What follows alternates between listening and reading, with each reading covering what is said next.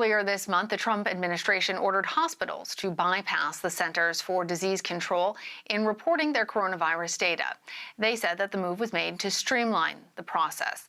But a report by NPR finds the new hospital data system is plagued by delays and inaccuracies.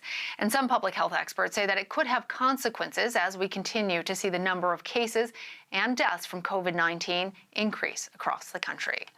Selena Simmons-Duffin is a health policy reporter for NPR, and she joins us now. Selena, explain to us how this new system was supposed to work and what you found about the system in your reporting. So the new system is set up by a company called Teletracking. It's pretty new. Teletracking is a Pittsburgh-based contractor. It won a $10 million contract from the U.S. government for 6 months. And as some NPR colleagues have reported, the circumstances around that contract are a little odd.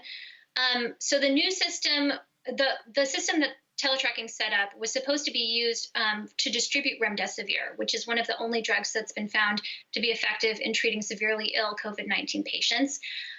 And hospitals were using it since April for that purpose. And in an unusual move in mid-July, as you mentioned, HHS decided to expand the data that Teletracking received to include all sorts of critical information from hospitals, the availability of beds, safety equipment, ICU capacity.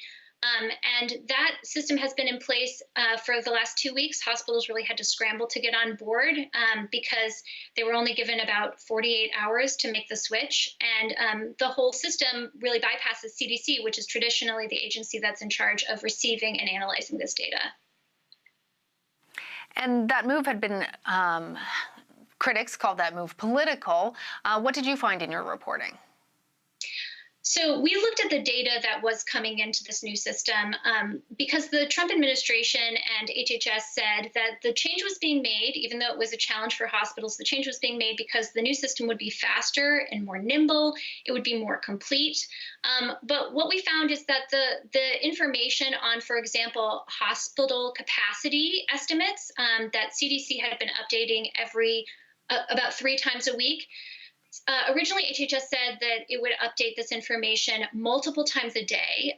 Then that was quietly walked back on the website to say it would be updated daily. And what we found is that that information, hospital capacity estimates, has not been updated in over a week.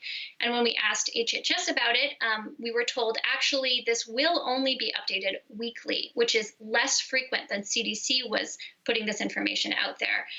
And we also found that it was not 100% complete, which was another promise from HHS. Not 100% of facilities are reporting to this new system. And we found that there were some strange anomalies in the data. For example, Arizona had fewer COVID-19 patients in the data from HHS than it did with CDC.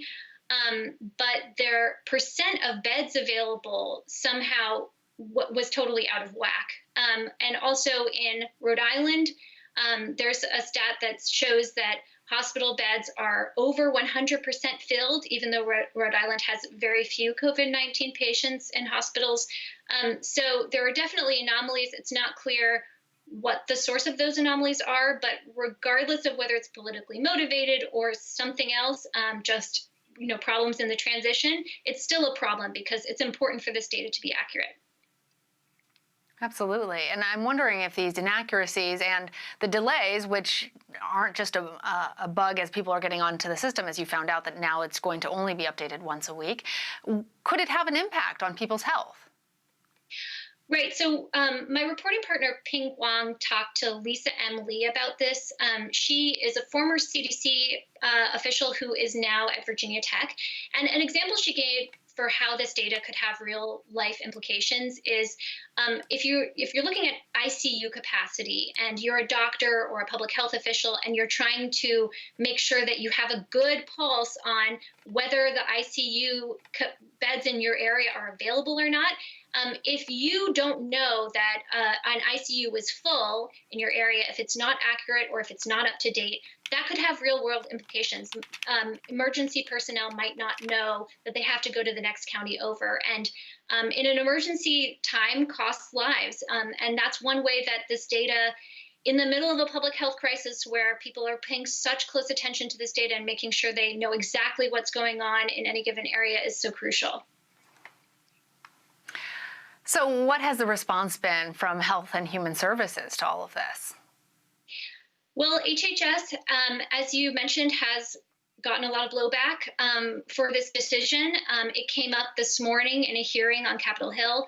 But it seems to be standing firm. When we asked HHS about the anomalies in the data, the lags in reporting from what was promised, we were told we are proud of the progress that's been made.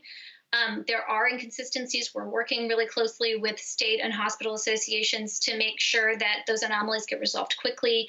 And it doesn't seem like HHS is backing down off of the decision to take this kind of reporting away from CDC. All right, Selena Simmons-Duffin, thank you for joining us. Thank you.